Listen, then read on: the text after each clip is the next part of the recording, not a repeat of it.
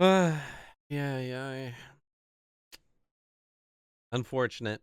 Bryce Harper has signed with the Philadelphia Phillies. Not as a Cubs fan.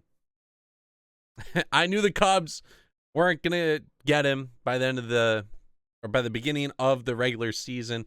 I knew they weren't going to be in contention for him. I'm just wearing Cubs gear today. That's what I'm wearing. Bryce Harper has become a Philadelphia Philly.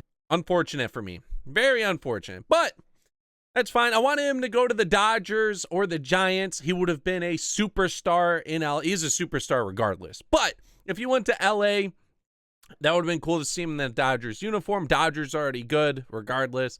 Or the Giants. I like the Giants uniforms. I like where they play. I like their vibe. It would have been cool to see him play for the Giants.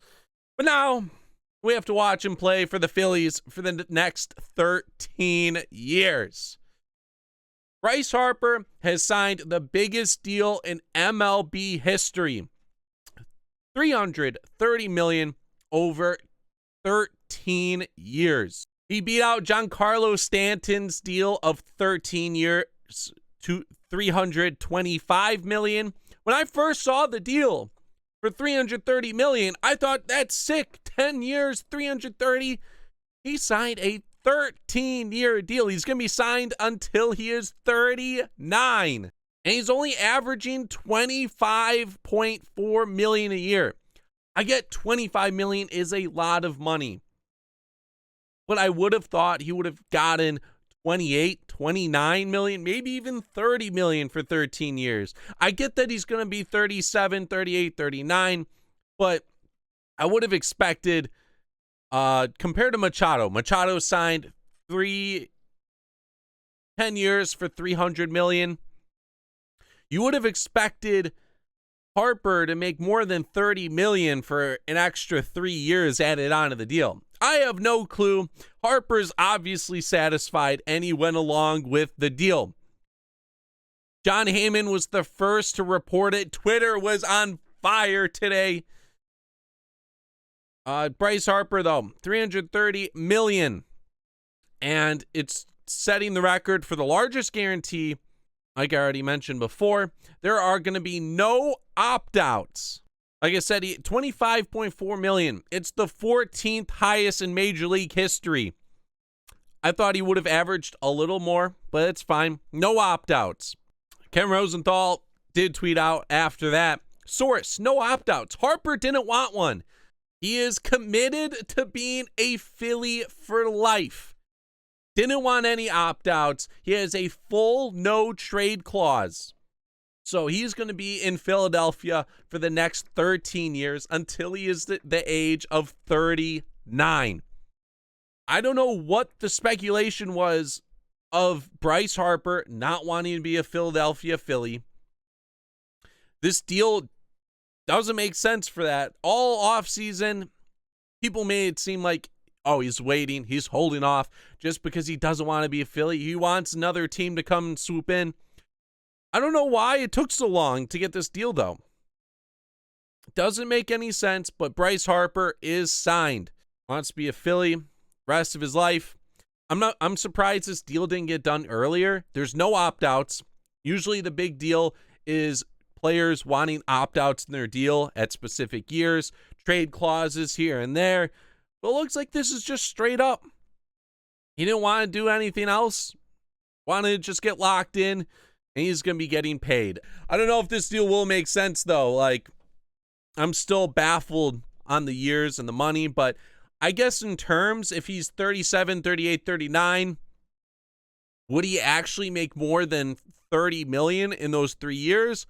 Who knows? He is guaranteed all this money. He is locked up. He doesn't have to worry if he gets hurt towards the end of his contract. He doesn't have to worry about his performance, which baseball players will worry about it. They aren't going to just get paid and get sloppy. But yeah, Harper, he has that guaranteed money. He is just going to cruise the rest of his career.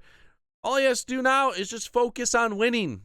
Philadelphia, to make this contract work, got to win a World Series. Have to win a World Series. They have a decent team. Bryce Harper makes them even better. Last year, Bryce Harper only batted .249, but he had a .393 on base with a .496 slugging, .889 OPS. He has a career .900 OPS, and throughout his career, he's been pretty sick. He had an okay for Bryce Harper standards, 2016. 2017, he was sick. He just got hurt. He had that freak accident. 2018, he had a great year. He led the league in walks, .393 average, or on base. Led the league in walks, had a .393 on base. You would love that from a player every time. Harper's remaining in the NL East too, so he's should be fantastic. He's been playing against these NL East guys his whole career. He's not changing leagues. He's staying on the East Coast. I'm expecting some solid years. To go over the Phillies, their projected opening day lineup is now going to have Gene Segura, Odubel Herrera, Bryce Harper, Rhys Hoskins, JT Realmuto, Andrew McCutchen, Cesar Hernandez, and Michael Franco. And then Aaron Nola as the ace. Oh boy, this lineup just got even better. The Phillies, without Bryce Harper, they were okay. They added a lot of good pieces this offseason, but they weren't really a threat. Adding Bryce Harper to this team now, they are a contender. They are going to be so good. The NL East is amazing. You have the Mets. Nationals are sick without Bryce Harper.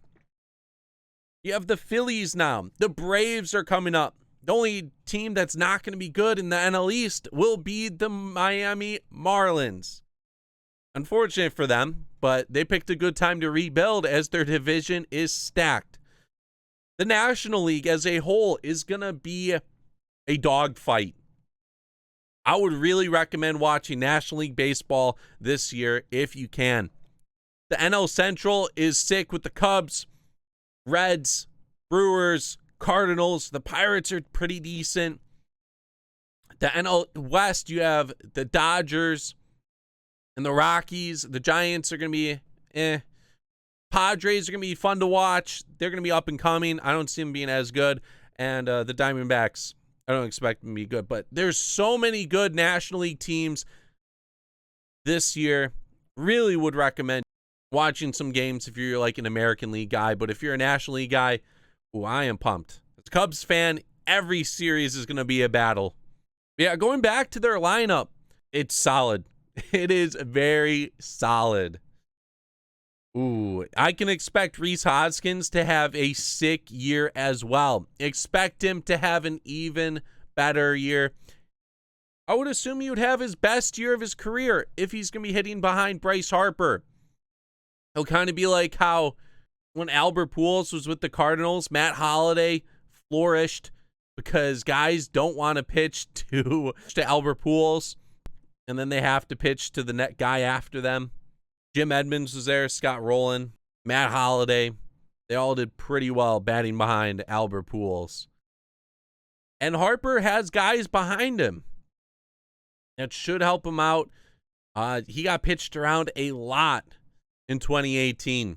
2019, though, it's going to be a different story. Any guy in that lineup can hit. You do not want to give free bases. Unfortunately, you're going to have to take the risk and face off against Bryce Harper. But oh my God, man. Bryce Harper has finally signed. I would love to hear what you guys have to say about this deal down below. Are you as mind blown on the deal, how weird it kind of is, and how he ended up actually in Philadelphia?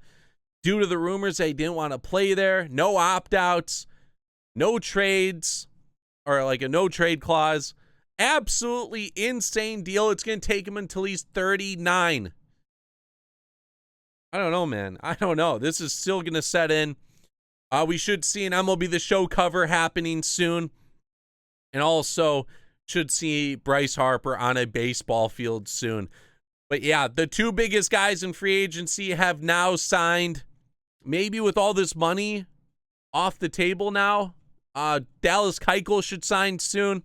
You should see Craig Kimbrell maybe sign soon to a team that wanted Harper but is no longer in the chase for them. I would expect a lot of free agents to come off the board now due to Machado and Harper being gone. Insane. Insane. If you guys enjoyed this video, make sure you leave a like, subscribe down below. This is Healy, and I am out. Peace.